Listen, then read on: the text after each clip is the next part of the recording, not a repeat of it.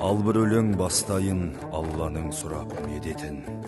Жайылып жатқан жұрт едік 18 мың қаламды өз үйіндей көретін. Ұлтым деген ұлдарды күліп жүріп, өлтіріп, жылап жүріп көметін. Павлодар пейіш төріміз, ерлері түгіл бұл елдің ертісі бір мың төгетін. Көкбөрілердің мекені көк көздің сөккен көгетін.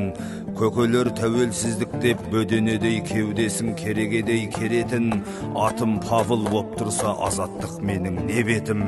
Онсыз да солар жұртымның 70 жыл бойы үстінен үргізбеп беді төбетін.